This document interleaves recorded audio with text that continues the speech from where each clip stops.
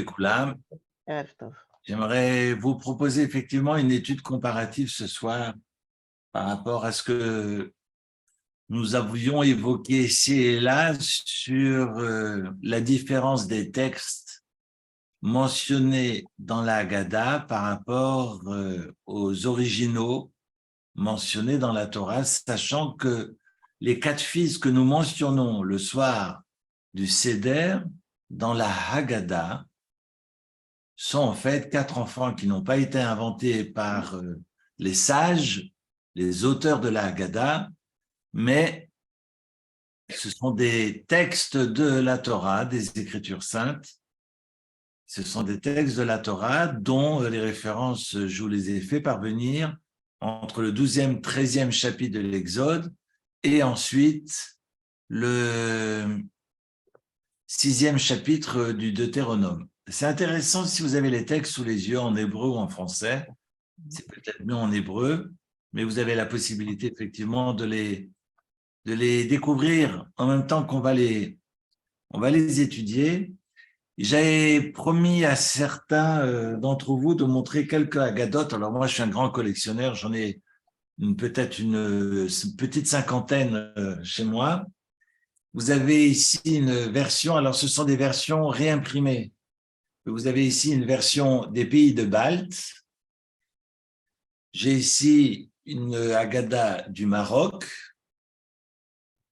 J'ai ici une Haggadah de Perse, une Haggadah iranienne. Donc, en fait, ce sont des réimpressions. Ici, j'ai une Haggadah syrienne, spéciale venant de Alep. Et vous savez que Alep a connu, était une capitale rabbinique. C'est passionnant. Et puis là, vous avez une version mexicaine.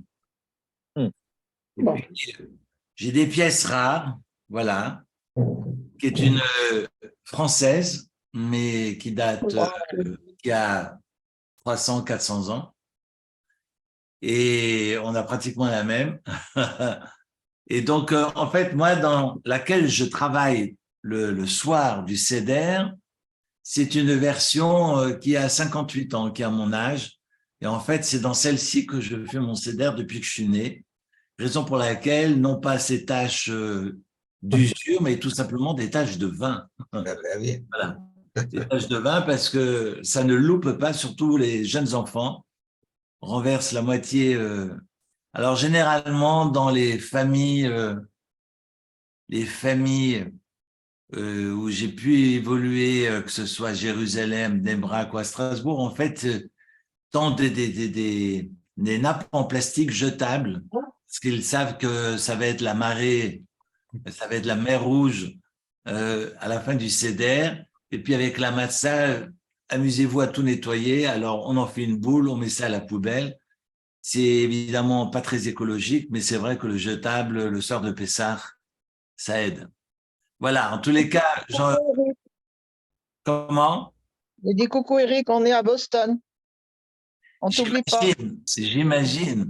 J'imagine. Bienvenue. Bienvenue les Selam. Alors, ça va, il est que 13h de l'après-midi. Absolument, non, il est 14 il est quelle heure? 14 il est 14h. Il est 14h, oui, donc il y a 6 heures de décalage. Mais c'est gentil de vous joindre à nous. Ce que j'aimerais donc que vous puissiez faire, c'est donc de prendre le texte du sage qui est dans la Haggadah. Chacham Mahu Omer. Et je vous invite à voir le texte, si vous avez l'occasion d'avoir le texte sous les yeux.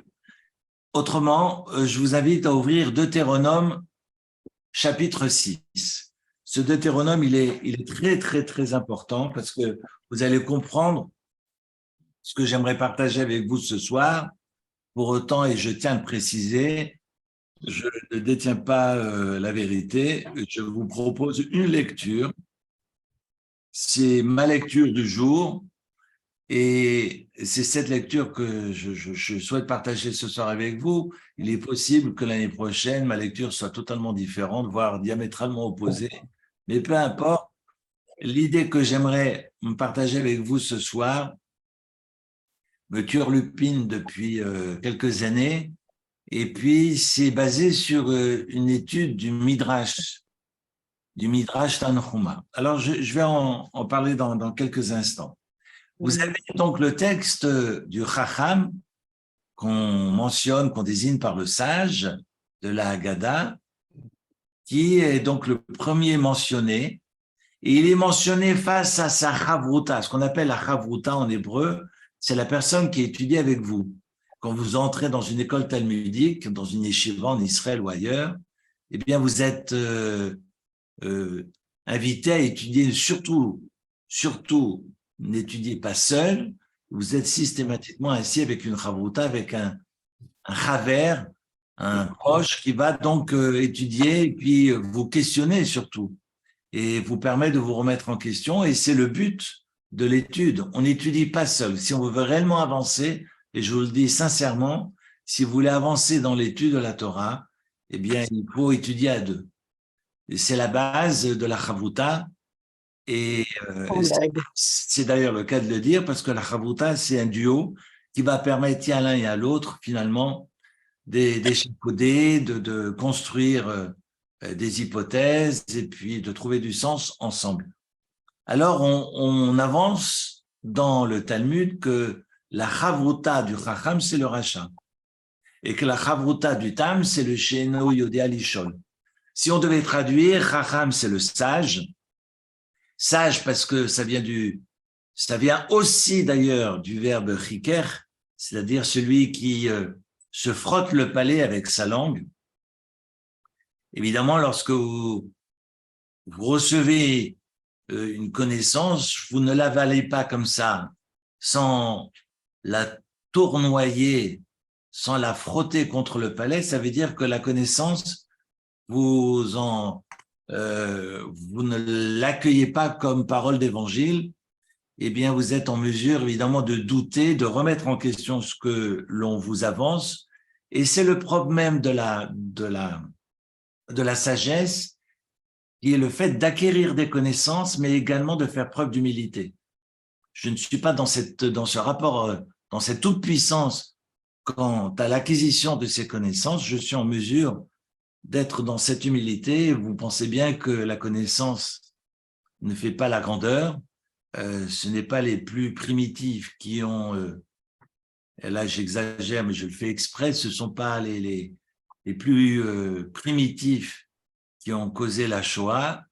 La Shoah a été élaborée dans un pays d'intelligence, en tous les cas sur le plan intellectuel. Donc, c'est dire que la connaissance peut vous amener à de belles choses, comme les connaissances peuvent vous amener vers l'horreur absolue. Donc,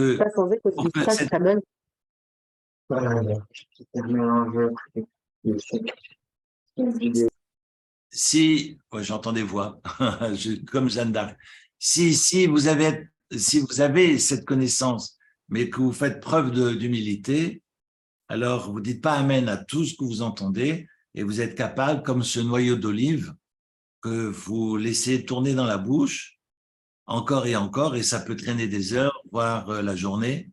Et donc, ce n'est pas de valider comme ça, de but en blanc, sans y apporter une remise en question, sans finalement faire preuve d'humilité. Et j'associe l'humilité pour que cette sagesse pointe. Je pense que c'est vraiment le mariage de la connaissance avec cette capacité de remise en question, cette capacité de l'humilité. Ça, c'est le chacham. Donc, c'est pas celui qui sait, mais c'est celui qui est sage. C'est pas la même chose. Donc, c'est pas forcément les plus savants qui sont les sages. On met en avant d'abord le derech eretz, c'est-à-dire l'attitude de la personne, et c'est son attitude qui inspire le respect, ce n'est pas son savoir. Alors, le chacham est le pendant et la chavruta du racha, parce que le racha a autant de connaissances que le chacham. N'est pas racha qui veut, si j'ose dire. Je ne peux pas être un salopard, excusez-moi du terme, comme ça. Il faut que, si je suis un vrai provocateur et rebelle, je dois en savoir autant que le chacham. Raison pour laquelle nos sages mettent en face du Chacham, le Racha qui est du même acabit et qui en sait tout autant que le Chacham. Donc c'est vraiment, voyez bien, ce n'est pas une question de connaissance, c'est une question d'attitude, c'est une question d'état d'esprit. Donc, n'est pas Racha qui veut. Le Racha, donc, c'est le mécréant. Le Tam, comme le soulignait Albert, le Tamim vient de Tam. Tam, c'est le simple. Mais le simple, c'est l'intégrité, c'est la Tmimout. C'est pas le simplet.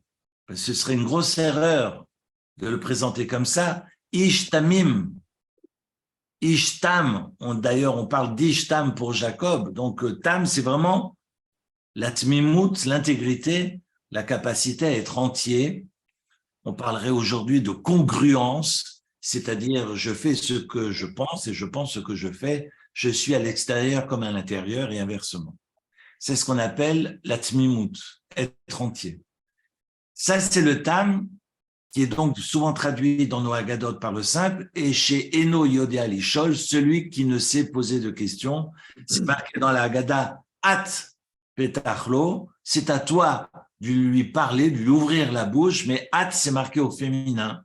Oui. Et finalement, c'est la maman qui est la première à susciter, à interroger, être celle qui va pouvoir aider l'enfant à mettre des mots. Et donc, on associe le Shénod Alishol à un jeune enfant qui vient de naître, et très souvent, ce sont les mamans les premières qui permettent à l'enfant de balbutier, de trouver les mots et qui lui apprennent à parler. Soit, mais d'ailleurs, pas toutes les Haggadot écrivent At Petachlo, parfois c'est marqué Ata.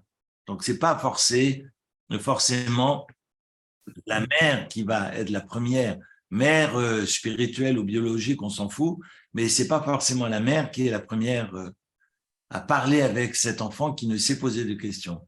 J'ai une fois entendu un de mes maîtres dire que celui qui ne sait poser de questions, c'est l'enfer, parce que chez Eno Yoda Alishol peut être vu différemment selon les vocables utilisés. Chez Eno veut dire qu'il n'est pas, Yodea, savoir, Lishol, poser des questions. Mais on pourrait aussi lire, et je vous laisse avec ça, on ne va pas commenter ce soir, chez Eno veut dire qu'il n'est pas, ça veut dire quelqu'un qui ne veut rien savoir. J'ai envie d'apprendre quelque chose. Non, ne me dites rien, je sais. Eno, il n'y a absolument rien qui rentre en moi de l'extérieur. Ou bien c'est quelqu'un qui vous dit, enfin voilà, je ne sais pas, mais je ne veux rien. Ou bien celui qui dira Yodea, je sais tout, donc hors de moi, point de salut, je ne veux rien savoir, j'ai la connaissance. Soit je n'ai rien et puis je veux rien savoir, soit j'ai tout, bonjour la toute-puissance, j'ai tout, mais je ne veux rien savoir. Et quand on est arrêté dans un sens comme dans l'autre, dans ses idées, alors l'ishol. Et l'ishol, c'est sha'al qui veut dire poser la question, ou bien sheol qui veut dire l'enfer. Et quand on est dans le refus de se questionner, alors forcément l'ishol, ça ne peut être que l'enfer. Il n'y a pas d'autre issue possible. Raison pour laquelle le questionnement est la base de cette soirée. Manishtana, quelle est la différence entre cette nuit et les autres nuits? Et Rav Rivlin, un de mes maîtres, qui était à la yeshiva de Kerem Beyavne, me disait, non, il ne faut pas lire Manishtana, quelle est la différence? Point d'interrogation, mais point d'interrogation, Nishtana. Ça veut dire quoi?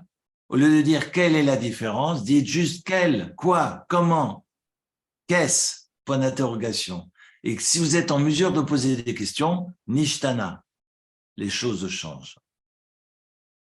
Et nishtana veut dire la différence, ça veut dire qu'il y aura forcément un temps différent à partir du moment où vous posez la question.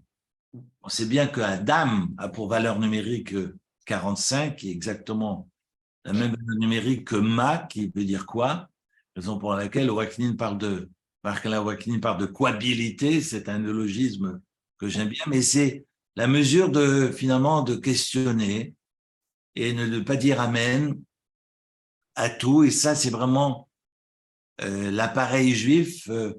Je pense à Primo Levi qui demandait dans les camps de la mort à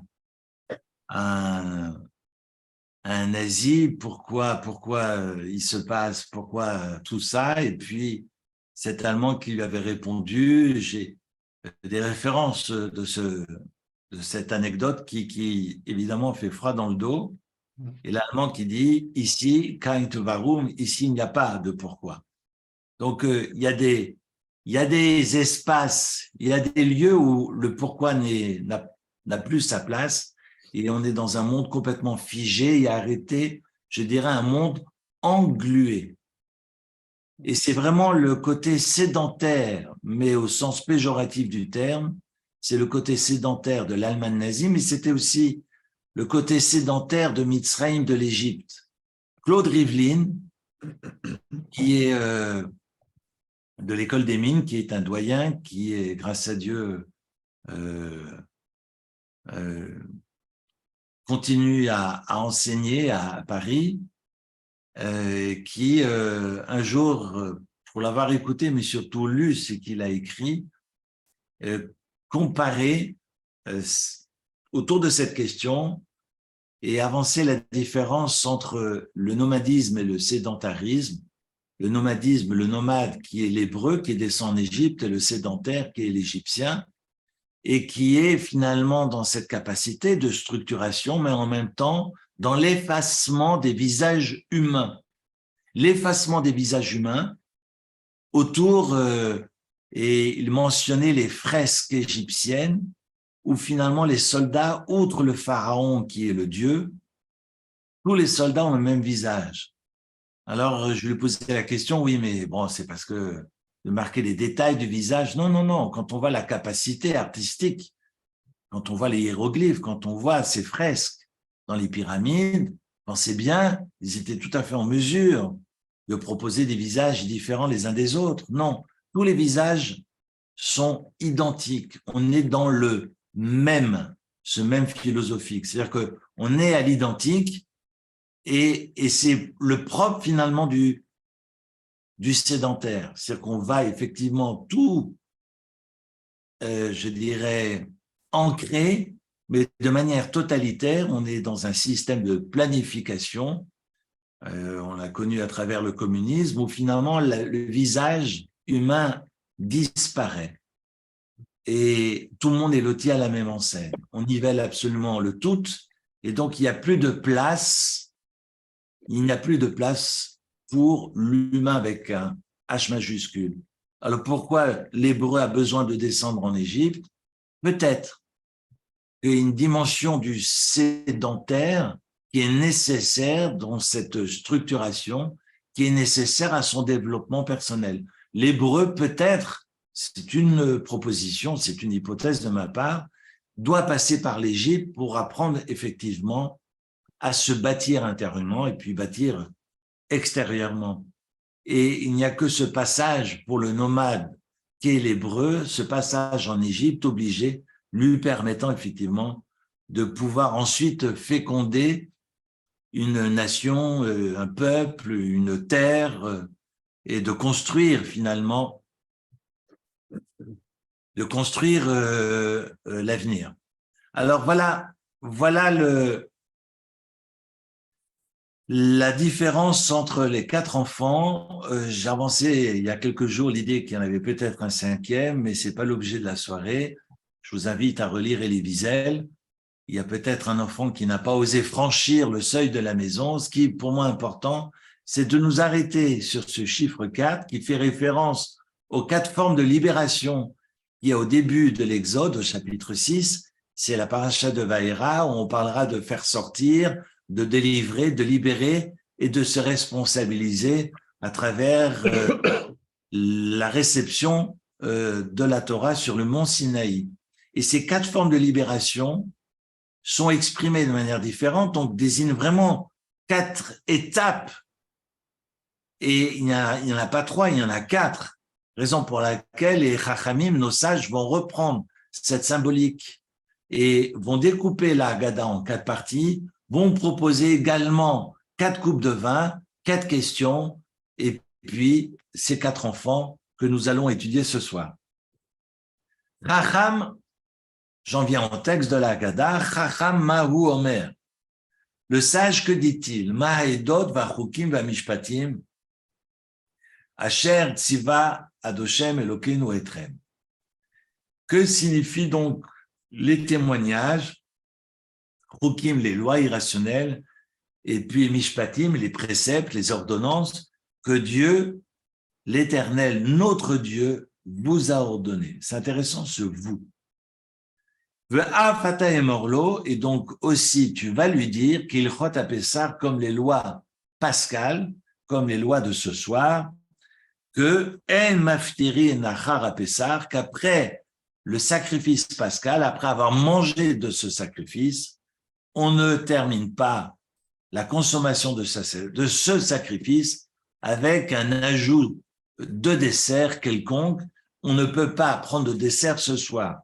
Maintenant, je vous dirais, si vous prenez un dessert, eh bien, il faut manger ensuite le Korban Pessar, qui aujourd'hui est remplacé par la ficomane. Et donc, En maftirin achar Pessar afikoman, ce soir, on ne mange pas de dessert. Sachez que il est important de consommer de cet agneau pascal, qui représente finalement la divinité égyptienne, et que je dois manger pour dépasser ce rapport à cette divinité, pour prouver à travers cette consommation qu'on n'est plus serviteur de l'Égypte ou serviteur d'un autre Dieu, je dirais finalement serviteur d'un serviteur, mais qu'on est les serviteurs de Dieu lui-même. On est Éved Hachem, mais on n'est pas Éved d'un autre Éved.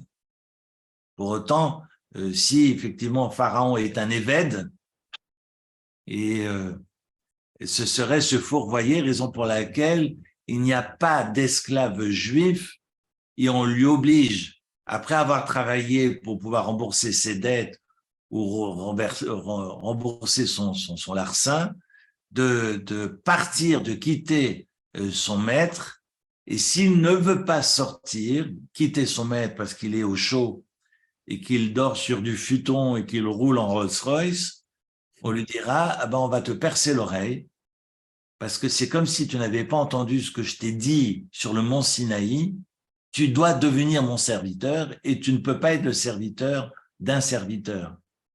Sous-entendu, nous sommes tous des serviteurs de Dieu, donc je ne peux pas être le serviteur d'un serviteur. Je ne peux être, si je veux être libre, je ne peux qu'être le serviteur de Dieu. Juste parce une question. Être libre, c'est servir Dieu. Alors, je vais poser une question rapide. Pourquoi pas de dessert, en fait? Je n'ai pas compris pourquoi. On ne peut pas prendre de dessert. Le dessert, effectivement, retirerait de la bouche le goût du sacrifice pascal. L'agneau, on doit être consommé et je dois garder ce goût jusqu'au matin. C'est ce que la Torah va m'enseigner. Je suis manouille, c'est-à-dire que je vais décider de m'associer à une famille pas de sang, mais une famille. Donc, on va se réunir. Si je décide de manger de cet agneau avec ces personnes, je n'ai pas le droit d'aller voir ce qui se passe chez le voisin le soir de Pessah, de Pâques. Et donc, je dois rester là, manouille. Je suis désigné ou je me suis désigné à cette place. Je ne peux pas changer de place et je dois rester à cette place jusqu'au matin et manger de cet agneau et pas autrement. Donc, il y a vraiment des règles très strictes. Vous relisez le chapitre 12 en entier et le chapitre 13 et qui répète effectivement et qui souligne l'importance d'être lié à une baïte, à une maison et de manger de l'agneau dans celle-ci pour autant que j'ai décidé de manger là et pas ailleurs. Et donc, je ne peux plus changer d'avis au milieu de la nuit. Ok, merci. Ça, c'est la ficomane. Maintenant, ce que je vous invite à ouvrir, c'est le texte de Vaïtranan. C'est donc le Deutéronome chapitre 6. chapitre 6, verset 20. Deutéronome, chapitre 6, donc c'est dans la paracha de Vaïtranan, qui est donc la deuxième paracha du Deutéronome, de Devarim. Le texte nous dit, lorsque ton fils te posera la question demain en disant, Ma'edot v'achukim v'amishpatim asher tziva Hashem Elokeinu etrem, vous avez bien compris que la question est évidemment celle que nos sages vont reprendre pour la coller dans le texte de la Haggadah. Ce n'est pas le bon Dieu qui a pris le texte de la Haggadah pour le coller dans la Torah, parce que les gens me disent « Ah tiens, c'est comme dans la Haggadah ». Non, c'est l'inverse. C'est que la Haggadah est comme dans le texte de la Torah, il faut juste remettre les pendules à l'heure. Et donc, vous avez un texte dans la Torah qui évoque et qui rappelle cet enfant qui est censé être sage. C'est pas marqué d'ailleurs dans la Torah. Voilà, si ton fils qui est sage pose la question, c'est juste marqué, lorsque ton fils te posera la question demain, d'ailleurs, on pourrait épiloguer pendant 1 heure sur le mot de demain, mais lorsqu'il te pose la question en disant quelles sont ces lois que Dieu vous ordonne, on pourrait entendre une question sage parce qu'il est en mesure de classification. Il est capable de dire quelles sont ces lois et de les distinguer les unes des autres, celles qui sont rationnelles et irrationnelles. Et puis, il veut comprendre ce qu'il fait. Il est dans cette capacité, finalement, de questionner. On n'est pas seulement dans l'action, mais on est en mesure aussi d'essayer de tenter de comprendre, finalement, cette action. Et ça, c'est la sagesse. Ça, c'est le propre de la sagesse. La sagesse, c'est pas juste d'étudier et de ne rien faire. La sagesse, c'est d'abord de faire. Et puis de se dire, mais pourquoi je fais? Non pas pourquoi je fais pour m'arrêter de faire, mais de continuer à faire, mais de mettre du sens sur ce que je fais. Ça, c'est le propre du sage. Et le sage dit, mais finalement, j'aimerais comprendre.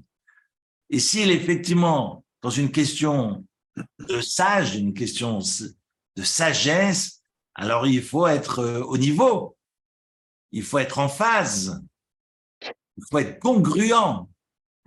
Et c'est intéressant parce que face à cette question très sage de cet enfant, le texte de la Torah nous dit très clairement, eh bien, tu diras à ton fils, nous étions des esclaves chez Pharaon en Égypte et Dieu nous a fait sortir d'Égypte avec une main forte.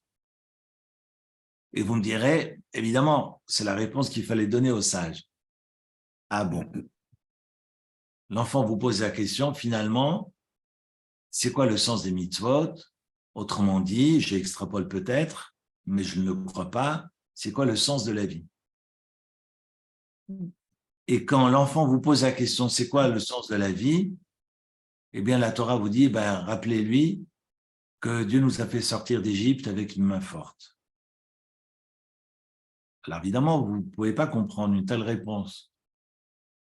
À première vue, c'est difficile d'entendre cette dimension historique à une question aussi existentielle. C'est quoi le sens de la vie? Bien, sache, mon enfant, que nous étions esclaves et que Dieu nous a fait sortir d'Égypte.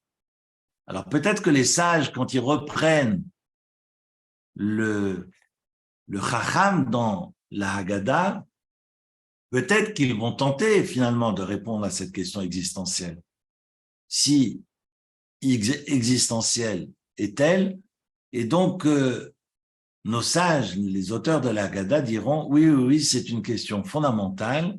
Eh bien, mon cher enfant, je vais te répondre, ce soir, on ne mangera pas de dessert. »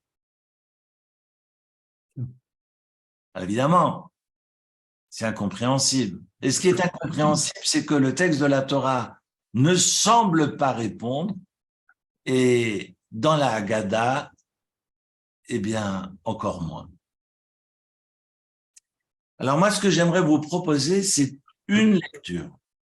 Je précise bien, je ne détiens aucune vérité, mais je vous propose une lecture de ces deux réponses. Et puis, permettez-moi donc de partager un texte du Midrash, Midrash Tanchuma. Donc, le Midrash Tanchuma est un texte, comme on dit en bon français, homilétique. En fait, ça fait partie de ces explications de nos sages et fait partie des Midrashim les plus tardifs. Il date du 5e siècle, sauf erreur de ma part. 5e siècle, donc on est vraiment sur l'époque des Amoréens. Et le Midrash nous enseigne, dans la paracha de Noach,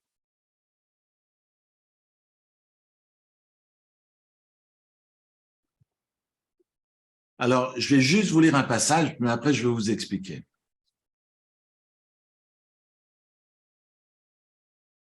Lo kiblu Yisrael et Torah shekafa alehem hakadosh baruch hu et ha'ar kegigit, shenemar vayit yatzevu betartit ha'ar.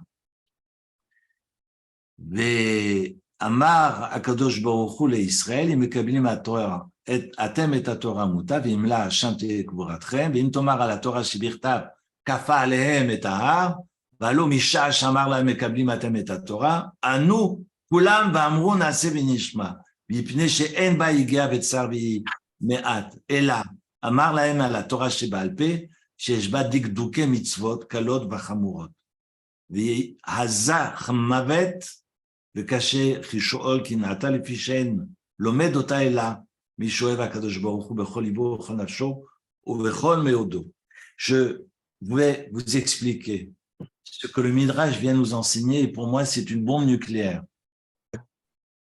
On sait que dans le texte de l'Exode, autour du don de la Torah, il est marqué que lorsque Dieu Akadosh Baruch Hu va donner la Torah, c'est marqué que le peuple se tint debout autour de la montagne. Mais c'est pas marqué autour de la montagne, c'est marqué sous la montagne, Betartit Ahar.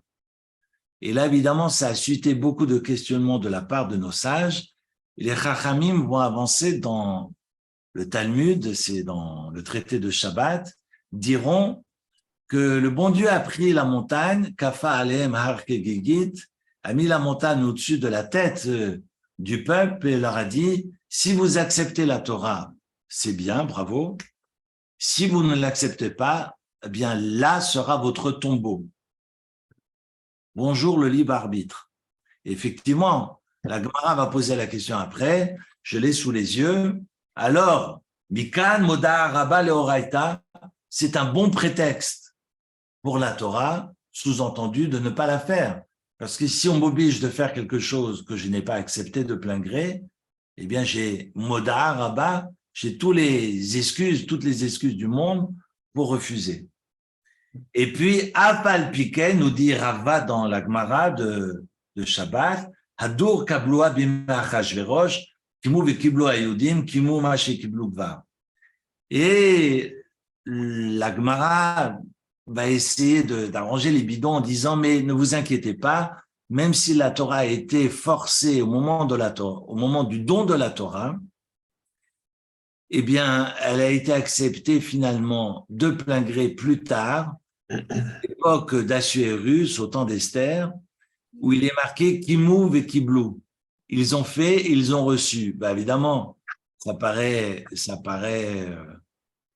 écrit à l'envers parce que d'abord vous recevez un ordre et après vous l'accomplissez. Et là, c'est marqué, ils ont accompli et ils ont reçu.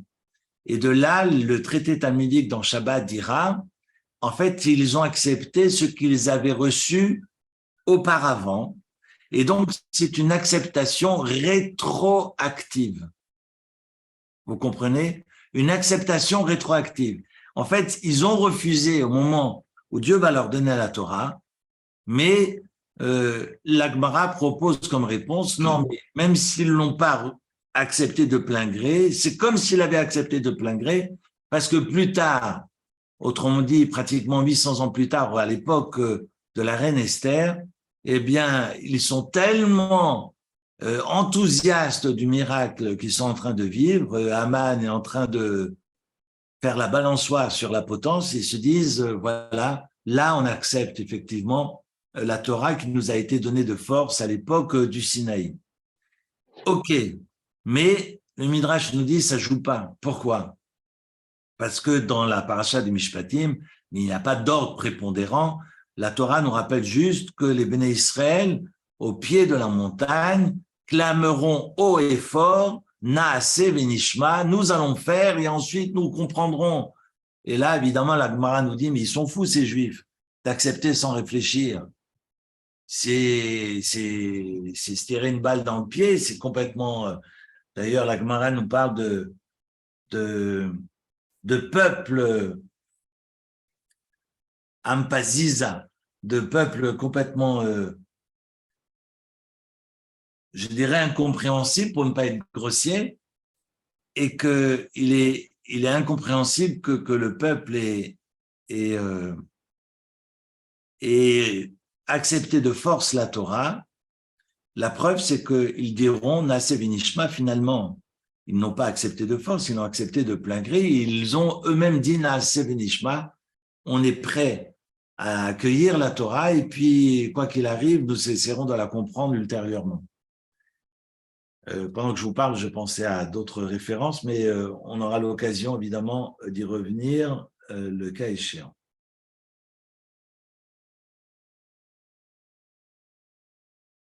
Je continue. Alors, ça paraît totalement contradictoire d'après le Midrash. C'est pas possible que la Torah nous ait dit que Dieu va les forcer, par l'interprétation évidemment talmudique, que le peuple a reçu la Torah de force et qu'en même temps, ils vont dire on l'accepte, Naaseh v'nishma, je fais et je comprendrai ultérieurement. Soit ils ont été forcés, soit ils n'ont pas été forcés. C'est pas possible. Et la Gemara, évidemment, ne se pose pas la question autour de ce Naaseh v'nishma et puis essaye d'arranger les bidons en disant effectivement, elle a été acceptée à une autre époque, mais c'est comme si elle avait été acceptée à l'époque du don de la Torah, c'est une acceptation rétroactive et puis comme ça, on est OK par rapport à ce forcing, au fait que le bon Dieu ait imposé la Torah chez Birtav, non pas la Torah chez Baal Pé, mais la Torah chez Birtav. Et effectivement, le Midrash nous dit ce que je viens de réciter avec vous, dans le Midrash Tanchuma, qu'effectivement, Lo kiblu Israël et Torah, tshekafalem, akadosh baruch hu et ha'achivivit, les Béné Israël n'ont pas reçu la Torah jusqu'au moment où Dieu va leur imposer cette montagne comme une casserole, hein, vous voyez, gigit, en hébreu moderne, c'est une bassine, c'est pas un couvercle. Parce que si quelqu'un m'appuie sur la tête ou me met la montagne sur la tête, moi je file, hein, je n'attends pas qu'on m'écrase. Non, non, gigit, c'est vraiment quelque chose qui est fermé au-dessus de moi, mais qui est aussi fermé autour de moi. Donc, je ne peux pas m'échapper. Non que Dieu va m'écraser et me tuer, parce que c'est pas ce que le texte nous dit, le Talmud nous enseigne que Dieu va mettre la montagne comme une guiguite et dira au peuple, si vous refusez, ici sera votre tombeau ou là-bas sera votre tombeau. Cela veut dire que vous allez vous suicider. Non pas que je vais vous tuer, mais finalement, c'est votre tombeau que de refuser la Torah. Finalement, vous allez vers la mort. Et j'allais dire, ce serait un suicide de votre part. Ce n'est pas moi qui vais vous assassiner, c'est vous-même qui allez mourir. Et le texte du Midrash nous dit que le bon Dieu va donc non pas imposer la Torah chez Birtav, mais la Torah chez Baal Pé. Ce que j'ai lu tout à l'heure, c'est que la Torah chez Birtav a été donc donnée sur le mont Sinaï et tout le peuple dira on accepte et nous comprendrons ultérieurement, Naaseh v'nishma est donc associé à Torah chez Birtav, alors que le peuple dira on s'arrête là et on refuse la tradition orale, on refuse l'interprétation des sages, on est tous des sages, hein, mais on refuse finalement cette lecture. La tradition orale n'est pas le résultat de la tradition écrite. On sait que la tradition orale précède aussi la tradition écrite. Vu qu'Abraham, Isaac et Jacob, comme je le disais l'autre jour, étudient, ils n'étudient pas la Torah chez Birtav, ils étudient la Torah chez Baal Pé. Torah chez Birtav veut dire la Torah écrite. Et Torah chez Baal Pé veut dire la Torah orale. Cela veut dire l'enseignement écrit, l'enseignement oral. Torah veut dire enseignement. La loi écrite, la loi orale, mais l'enseignement écrit, l'enseignement oral. L'enseignement écrit, c'est la Torah, qui relève de l'absolu. C'est cette loi hétéronome dictée par Dieu. Et Torah chez Baal Pé, c'est effectivement cette médiatrice entre cette loi qui relève de l'absolu avec la quotidienneté. Médiatrice entre la loi et la quotidienneté. La mesure, la capacité finalement d'ancrer, d'incarner cette loi dans la quotidienneté et lui permettre d'être vivante. L'interprétation finalement précède, on sait que Abraham, Isaac et Jacob ont célébré Pessah. On n'a pas attendu la sortie d'Égypte pour fêter Pessah. La Torah chez Baal Pé précède. La Torah sera révélée plus tard sur le mont Sinaï, mais la Torah existe déjà avant. Donc il y a quelque part aucune relation, je dirais, la Torah chez Baal Pé n'a rien à voir avec Torah chez Birtav. Quand bien même je dis que la Torah chez Baal Pé vient expliquer la Torah chez Birtav, mais sous ce regard, on pourrait aussi avancer le fait que Torah chez Baal Pé n'a rien à voir avec Torah chez Birtav. Et d'ailleurs, on le voit très bien que nos sages sont capables de dire, même si Dieu a dit on va faire, nos sages diront non, on ne fait pas. Non, ça ne joue pas. Shev alta aseh, assis-toi et ne fais pas.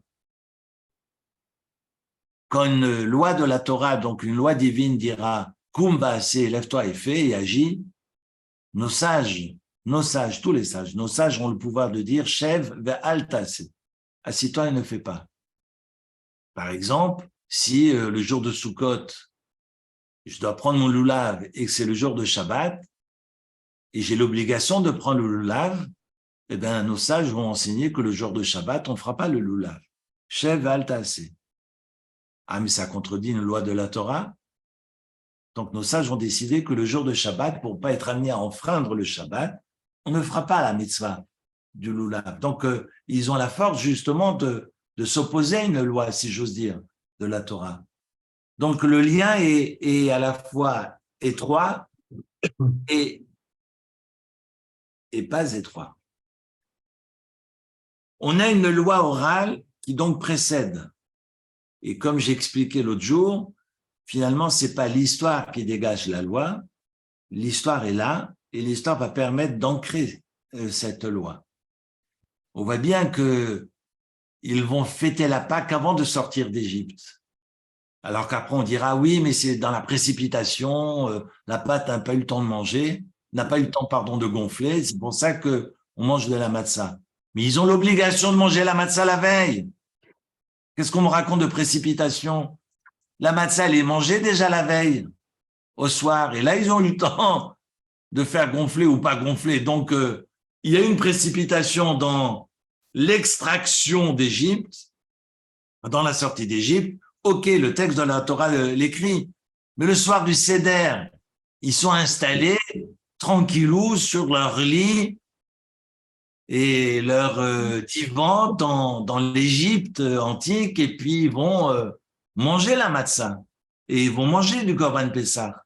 De quoi on parle? Lorsque Lot va recevoir les anges, eh bien, il leur sert de la matzah. Regardez le texte. Donc, cela signifie qu'on a toujours célébré Pessah et que ensuite la sortie d'Égypte va également permettre de donner du sens à la fête de Pessah. Évidemment, ça chamboule tout. Je vais maintenant m'arrêter et puis mettre le doigt sur la question que je relevais en début de séance. Le but de mon intervention, c'est que vous puissiez fêter Pessah en toute sérénité. Donc, si ce soir, je sème la zizanie, ce n'est pas le but, mais c'est que vous puissiez effectivement réaliser que Pessah, ce n'est pas juste quitter les pyramides, ça va au-delà de cela, et c'est comment je dessine ma liberté, comment je dessine finalement ma dignité humaine, comment je suis homme, comment je suis présent au monde, comment je suis au monde à partir de ce soir. La Torah m'enseigne, dans l'interprétation donc du Midrash Tanchuma, que le bon Dieu va les forcer de recevoir la Torah chez Baal Pé. Et leur dit, une loi hétéronome, c'est une loi qui est au ciel, si elle ne s'inscrit pas dans l'histoire des hommes, quand je dis des hommes, ça veut dire des hommes, des femmes, des enfants, enfin, c'est un générique, mais si cette loi ne s'inscrit pas dans l'histoire des hommes, alors elle ne sert à rien. Je suis obligé d'inscrire cette loi et de permettre finalement à cette loi de trouver du sens. Le sens veut dire ta'am, la manière dont je vais goûter la loi, la manière dont je vais la rendre vivante, la manière dont je vais ta'amim, la chanter, la rendre finalement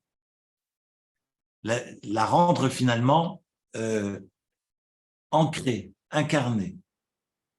Aujourd'hui, on parle d'ancrage. Et une loi, on parle beaucoup d'incarnation. J'aime bien l'idée d'incarner parce que c'est effectivement d'avoir les pieds sur terre. On ne nous demande pas d'être des moines, d'être isolés du monde, on nous demande d'être vivants et pleinement présents.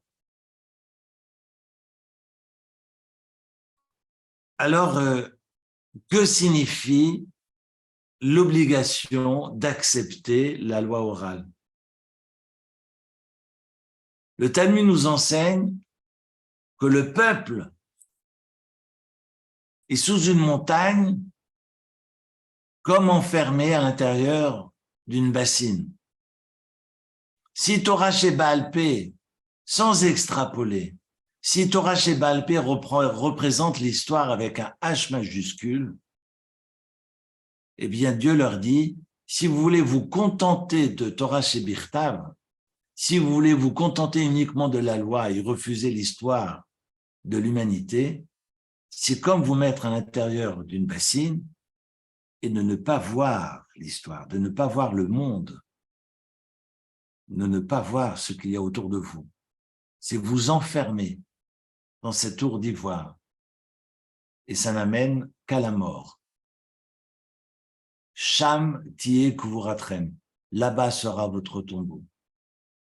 Si je me réduis à la loi et que je refuse finalement l'humain avec un H majuscule, alors on n'est plus dans la vie.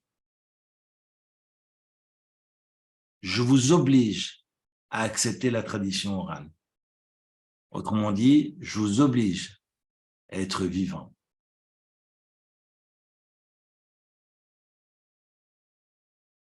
C'est ça l'histoire, avec un H majuscule. Et on sait combien il est difficile, finalement, lorsqu'on embrasse la Torah, quand on embrasse le judaïsme, de réaliser ces deux dimensions représentées par la loi et représentées par l'histoire. Comment j'intègre une histoire, comment je deviens un maillon de cette chaîne, comment je suis accueilli dans une communauté, comment je suis accueilli dans la communauté. Je ne parle pas de Genève, je parle en général. Sans commentaire. Mais vous voyez que finalement, peut-être que d'endosser la loi, d'endosser le joug de la loi est peut-être plus simple que de s'inscrire dans une histoire. Et peut-être plus simple que d'être accueilli dans une communauté. Sans commentaire.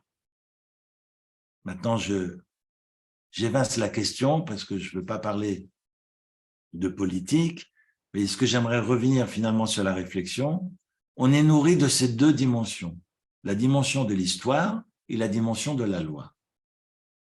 Et si je fais fi de l'une ou de l'autre, je ne suis plus dans la vie. Maintenant, vous allez comprendre quelle est la réponse qu'on donne au Chacham. Si tu veux comprendre le sens de la vie, eh bien, tu dois te rendre compte qu'il y a deux dimensions, deux piliers sur lesquels tu dois te poser, sur lesquels tu vas te reposer, sur lesquels tu vas construire, parce que c'est ainsi que tu vas pouvoir te projeter et trouver du sens. Dans la Torah, on lui dira, eh bien, sache, fiston, que Dieu nous a fait sortir d'Égypte, nous étions des esclaves et Dieu nous a fait sortir avec une main forte. C'est répondre à l'enfant par la dimension de l'histoire. Et dans la Haggadah, nos sages ont évidemment compris cette lecture de Midrash et vont répondre à l'enfant. Dieu nous a répondu par l'histoire dans la Torah, ben sache, toi qui es Chacham, que tu ne dois pas faire fi de la loi. Tu veux comprendre, eh bien tu dois trouver cet équilibre entre l'histoire et la loi. Ce soir, je vais te répondre par la loi. On t'a répondu par l'histoire dans la Torah, ce soir, je te réponds par la loi. Ah, pourquoi cette loi de la ficomane? Parce que c'est la loi du moment. Ce soir, on ne mange pas de dessert. Mais au-delà de la question du dessert, parce que tu dois garder en bouche le goût du Korban Pessar, pourquoi? Alors ça mérite une autre soirée d'études, mais ce soir, la loi du moment, c'est la question de la ficomane, pas la fille Kaufmann, parce que quand j'étais gosse, je croyais qu'il fallait manger la voisine qui s'appelait Kaufmann. Non, mais où on oublie la question. Mais l'afikoman, évidemment, on est dans du grec, veut dire le dessert, c'est que ce soir, on va pas manger de dessert, on va devoir terminer avec le Korban Pessah. Autrement dit, tu dois tenir compte de la loi avec un L majuscule. Ça, c'est la question du Chacham.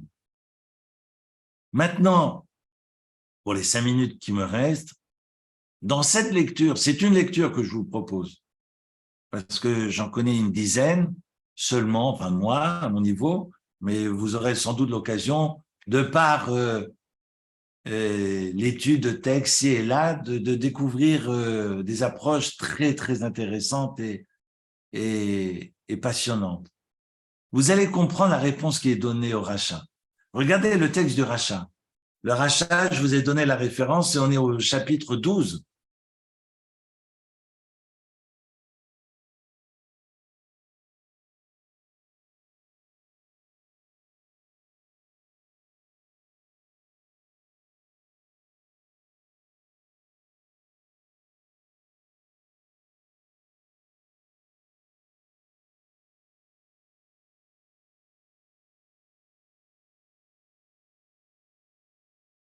Chapitre 12, verset 26. Vaya ki omru alechem avoda azot lachem. La Torah est magnifique. Regardez. Le texte nous dit, et ce sera lorsque vos enfants vous diront, d'ailleurs, certains écrivent que les Réchaïm sont jamais seuls. Ils sont toujours en groupe, hein. C'est pour ça que c'est marqué au pluriel. Lorsque vos enfants vous poseront la question, il s'agit ici du rachat. C'est pas marqué le rachat dans le texte de la Torah, hein, au verset 26 du chapitre 12. Mais c'est marqué, lorsque vos enfants vous diront, c'est quoi ce travail-là pour vous? Alors vous leur direz, Zeva Pesachul Hashem, Asher Pasach al Bete Ben Israël Ben Mitzrayim, Venopo Ad Mitzrayim Vebatenu Itzi, Veikod Aham Veishtachavu. Et donc c'est le verset donc 27 qui précise que vous devez lui répondre, il s'agit du sacrifice pascal en l'honneur de Dieu qui a sauté au-dessus des maisons et qui a épargné les maisons des Hébreux. Des Hébreux. On ne fait pas la liaison. Alors voilà, tout ça pour vous dire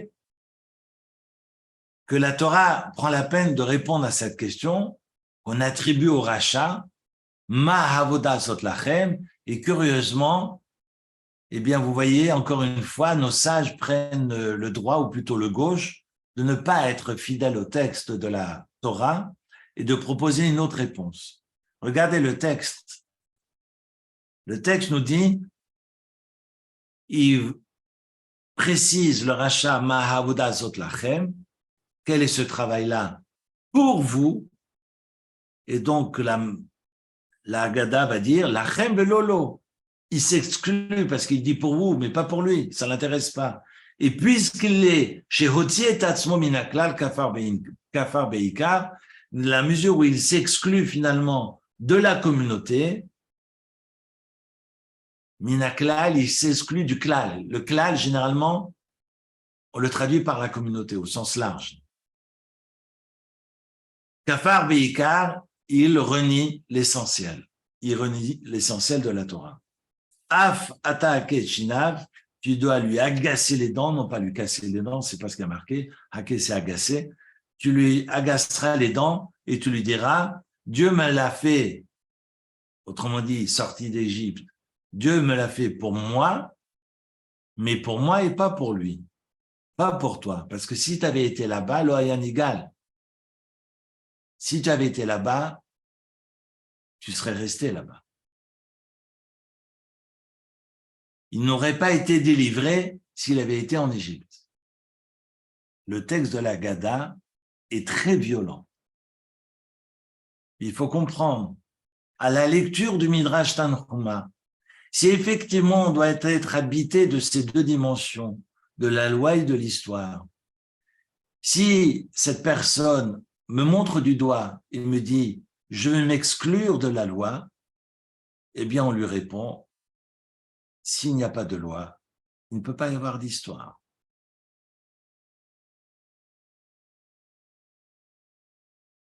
S'il n'y a pas de loi, Ma'avoda Azot Lachem, c'est quoi ce travail-là pour vous? Je ne veux pas être concerné par cette mise en pratique. La religion juive est une religion de philosophie, c'est de la pensée. Laissez-moi tranquille avec vos agissements et vos contraintes. Je veux uniquement pouvoir réfléchir et refaire le monde. Ma'avoda Azot Lachem, c'est quoi ce culte? Avoda, c'est un culte. C'est quoi ce culte? C'est quoi ce sacrifice pascal qu'on va fumer pour aller narguer les Égyptiens? C'est pas mon truc. Si tu avais été là-bas, tu serais resté là-bas. Ça veut dire quoi? On est dans la violence? Non, on est juste en train de lui dire, il y a deux dimensions qui sont finalement inséparables, indissociables. Tu ne peux pas faire abstraction de l'une ou de l'autre. Tu es obligé finalement de les complémentariser. Et c'est cet équilibre entre ces deux dimensions qui te permettront, cet équilibre qui te permettra, d'avancer et de construire. Et si tu t'exclus de la loi, eh bien forcément, tu t'exclus de l'histoire. Parce que tu ne peux pas être dans l'histoire sans loi. C'est intéressant que la Haggadah est appelée Haggadah à partir du verset. Je vous ai donné les références sur le téléphone et je vous ai donné la référence également de l'Exode chapitre 13, verset 8. Et là, vous avez la mitzvah de Haggadah, Exode 13, 8, Vehigadeta levincha bayom hahu lemor, ba'avoze asa Hashem li betzetim mimitzraim. Là, vous comprenez aisément qu'il s'agit de la réponse que l'on donne à l'enfant qui ne s'est pas posé de questions. C'est intéressant que le mot de Haggadah, la notion de Haggadah est tirée du texte autour de celui qui ne s'est posé de questions. On n'a pas nommé la Haggadah parce que c'est le mot qui apparaît quand on mentionne le Chacham, le sage dans la Torah. Non, c'est le mot qui est utilisé lorsqu'on enseigne à l'enfant qui ne s'est posé de questions. Vigadeta levincha bayom hahu. Et c'est intéressant parce que finalement,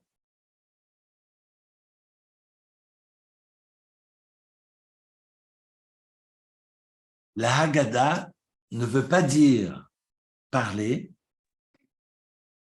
mais la Haggadah veut dire faire parler. On sait que parler, c'est daber, c'est medaber. Et faire parler, c'est madbir. Et, pardon de bien vouloir éteindre les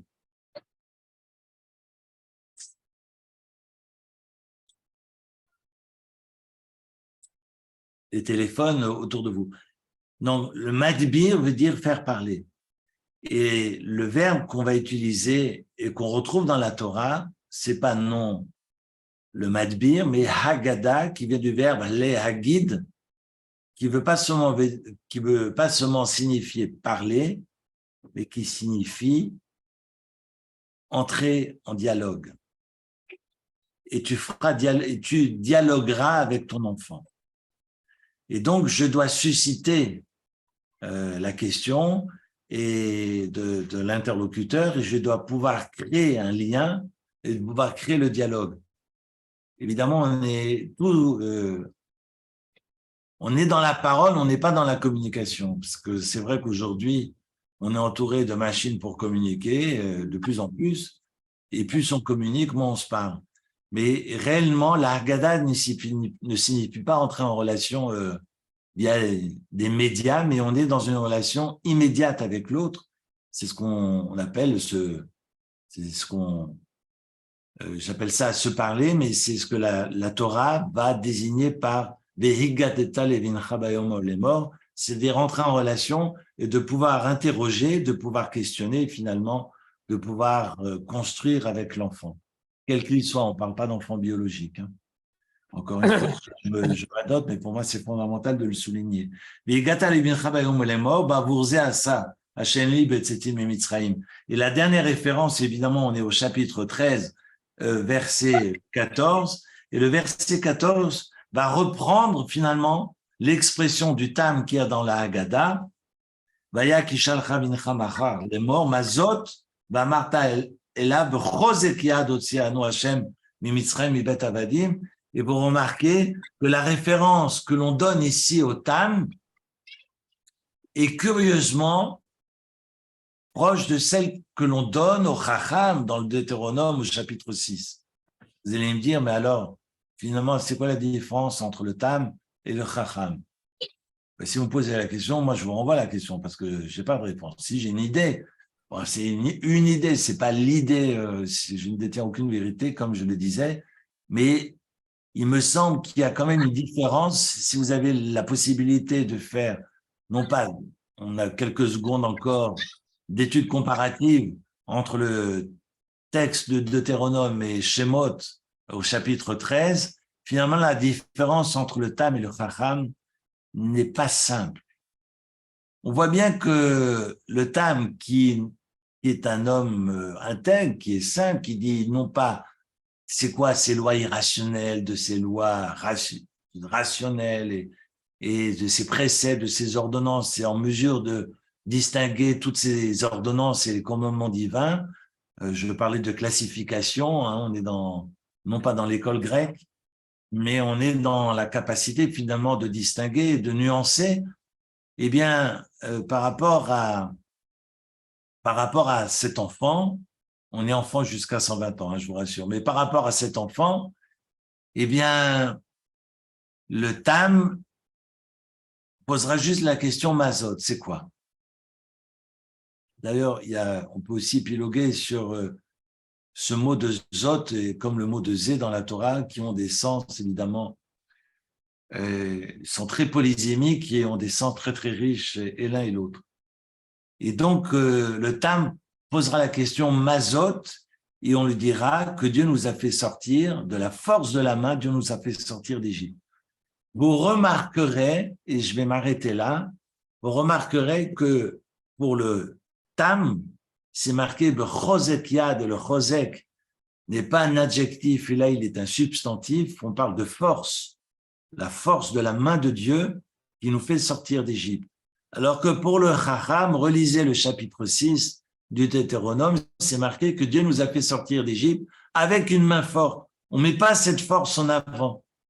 Il est peut-être nécessaire pour le tam, parce qu'il est tam, de mettre, j'allais dire, cette force ostentatoire, hein, ces signes ostentatoires en avant, parce que c'est ainsi qu'il va pouvoir embrasser la Torah.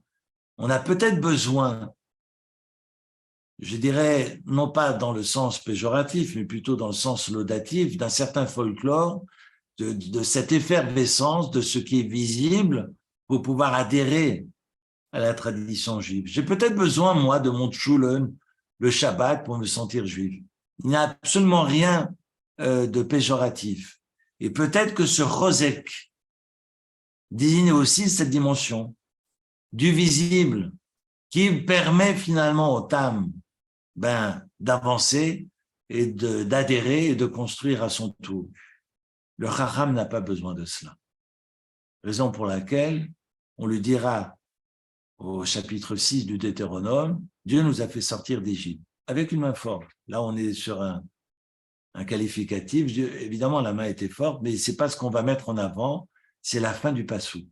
Relisez ces versets comme les références que je vous ai fait parvenir, et je vais m'arrêter là avec 3 points de suspension parce que je pourrais continuer jusqu'à minuit, et je dois encore finir mon nettoyage, comme vous tous.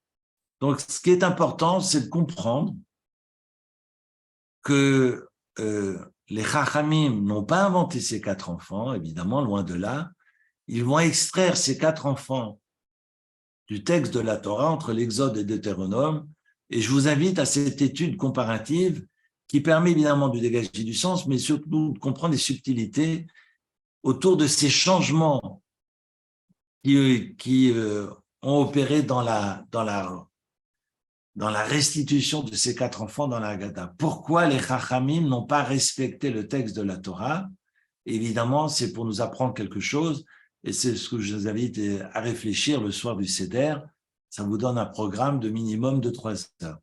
Donc, n'oubliez pas de dormir un tout petit peu avant l'office du matin, mais cette étude comparative, si vous allez au bout de cette étude, eh bien, elle est évidemment passionnante, et ça nous donne à penser, ça donne à réfléchir, mais surtout, ça donne du sens, et ça permet à cette soirée pascale d'être tout sauf mièvre, ce que je détesterais. On n'est pas à ce moment-là pour voir si la rondeur des boulettes de viande est aussi ronde que l'année dernière, ou le gefilte fish est aussi bon avec le réfort blanc ou le réfort rouge. J'ai envie de vous dire, on s'en fout. Et moi, personnellement, je m'en fous parce que c'est pas le but de la soirée du Seder. Autrement, ça n'a pas de sens.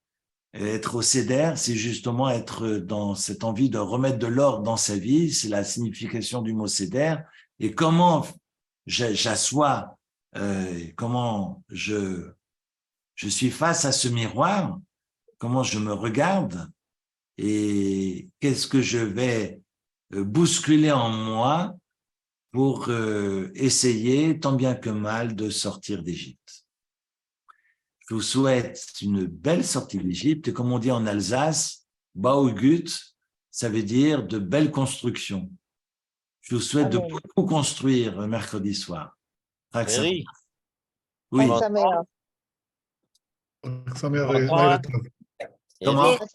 Oui.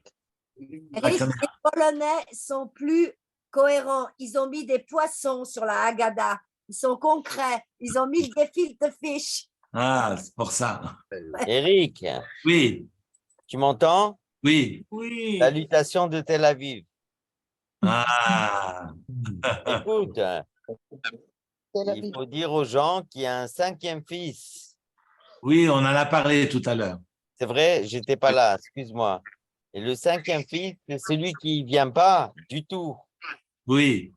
Et c'est celui dont on a besoin, Beth Yaakov. Celui qui vient pas. Et si déjà on avait les 4, on aurait mis on a les 4. Le 5e, il faut le faire. Et pensez qu'on peut pas distinguer comme ça.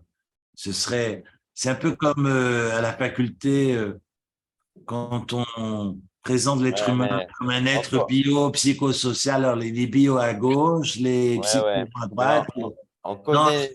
On connaît les gens des facultés, ils n'ont pas toutes leurs facultés. Hein. Non, mais on ne peut pas tout découper. Donc, je crois qu'on est aussi des manèges. En tous les cas, je pense qu'on est, chacun de nous, en tous les cas, moi le premier, on est les 4, voire les 5, on est les 4 fils à la fois. Donc, il y a des côtés en nous rebelles, il y a des côtés en nous de sagesse, puis aussi des côtés en nous totalement naïfs, innocents et parfois très bêtes. Voilà, vous savez que la bêtise est infinie. Alors, je crois qu'on est un peu les 4 à la fois, et l'étude que je vous propose, c'est de réfléchir finalement à qu'on puisse réfléchir chacun dans ce rapport à soi et l'enfant qui est en nous, mais qui est les quatre à la fois. Qu'est-ce qu'il y a de Racha, de Chacham, de Tam et Shin d'Alishol en nous pour pouvoir grandir et trouver du sens. Voilà pour aujourd'hui et Toda Rabba, Nicolas. Merci de votre... Merci beaucoup. D'accord. Bonsoir à tout le monde. Bonsoir. Aksamer, merci beaucoup. Merci pour vos commentaires et que j'ai lus et beaucoup de plaisir toujours. Toda Rabba. Bonne fête de Pessah à tous. Merci Aksamer. beaucoup, Aksamer. Au revoir. À bientôt. Au revoir, bonsoir. Merci beaucoup.